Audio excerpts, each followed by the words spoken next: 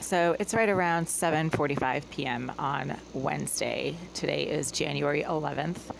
And I had such an incredibly busy day yesterday that I didn't sleep for about 30 hours. So I woke up at 3 a.m. and didn't go to sleep until about 9 p.m. the next day. So I spent all day today just sick. I mean, when you're that tired, when you haven't slept in 30 hours, you're basically sick and you need to rest. So today I just slept all day and woke up intermittently throughout the day. Obviously, as you do when you sleep for long periods of time, you do wake up once in a while. And every single time I actually sat up in bed, woke up for a couple of minutes and then went back to sleep. The psychopath who lives in the bathroom that is directly behind my kitchen sink would immediately and suddenly get disruptive and agitated against the wall that is behind my kitchen sink, that is her tiny, unventilated, windowless, 6 by 8 foot bathroom. She is not a normal person. This person has some severe behavioral dysfunction, and one of these dysfunctions is sitting in a tiny, windowless, 6 foot by 8 foot bathroom for hours at a time, engaging in disruptive behavior that occurs only when I do certain things in my unit, but not others. She's also a cyber criminal who seems to have a talent for surveillance. I'm not quite sure what the deal is with that whole situation because I'm not a stalker. I don't intrude on people's privacy. And the landlord is a pathological liar who lies about pretty much everybody that they rent to, who has some kind of something to hide. So they lie about the fact that there are sex offenders living in this building. There are. It's a fact. You can look them up in the Massachusetts Sex Offender Registry list. They are listed at living at this address. The landlord says there are absolutely no sex offenders in this building because renting to people like that makes them look bad. So they have something to hide. They have an invested need to lie about who they rent to. And because I have absolutely no criminal history whatsoever, I am a law-abiding, functional, normal citizen. I always have been. They want me out because I don't fit in with the sex offenders, the criminals, the thugs, and the drug users that they rent to. This entire building complex is a unzoned mental hospital, basically, with the exception of myself. I do not have any psychiatric history. That is a medical fact. And people who think I'm crazy are actually letting their stupid show because they are too mentally impaired to understand why I might do or say certain things, right? They don't have the intelligence to understand the behavior of people who are verifiably intelligent, as I am. I'm not bragging. It's just a fact. My IQ is in the 98.7th percentile, and it's been tested by licensed clinical neuropsychologists because I asked them to. And it was part of my training program for my PhD program. We had to test each other's IQ. So there.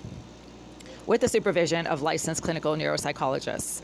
That was part of our clinical internship training modules. We had to test each other's IQ in an extensive battery of IQ tests that are put forth by the American Psychological Association and are validated by the American Psychological Association. So this isn't like some kind of quiz that I took to test my IQ. It is verifiably in the 98.7th or 8th percentile. Anyway, these people are stupid when they think that I'm crazy. I do not have any mental health issues aside from normal and understandable levels of frustration and anger when the psychopath who lives behind the kitchen sink of my unit becomes aggressive and disruptive every single time I try to do anything that is personal or private, like using my toilet.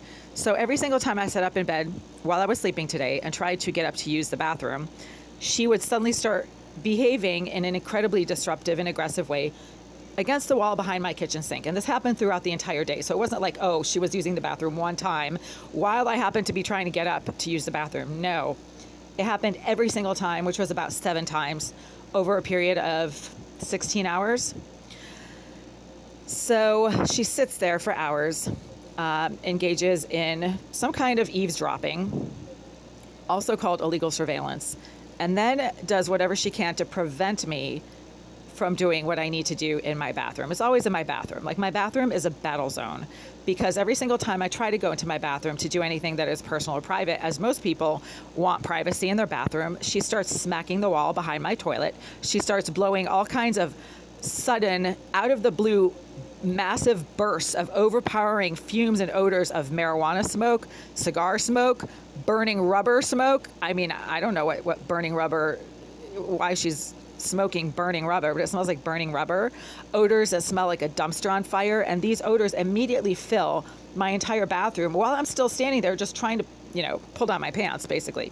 She is also a sex offender, obviously, because anybody who has that kind of fixation with what you do in your bathroom, with getting aggressive and disruptive and agitated whenever you start pulling down your pants, is a sex offender. Sex offenders are people who have a sick and twisted obsession with what goes on in other people's pants. Basically, that's it in a nutshell. They're unable to function normally around, people who are doing anything related to what's in their pants. So she becomes violent and aggressive in multiple ways every single time I try to remove any item of clothing in my bathroom. And I've said this before in dozens of videos. People keep breaking and entering into my unit. I've filed multiple police reports. The door's been left unlocked when I've come home and I knew I locked it. The door's been left open a few times. I've woken up to find the door open a few inches after I know I had locked it and actually had pulled the chain across it. But you can remove a chain from the outside by using duct tape on your hand, on the back of your hand, and sliding the back of your hand against the duct tape and pulling the chain open. So there's that. This isn't science fiction. I'm not crazy. I'm not imagining that people are breaking into my apartment.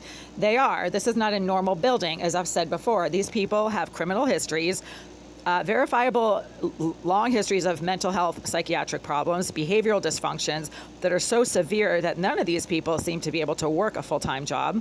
I've worked full-time the entire time that I've lived here, aside from the pandemic. So starting in 2021, I lost my last consulting job with a medical market research firm due to the pandemic. The consulting firm had to close down because none of our clients were practicing medicine, and our clients are medical doctors. So there's that. And then I was doing freelance senior care, which I continue to do on a freelance basis. Senior care consulting, it's, a gig, basically.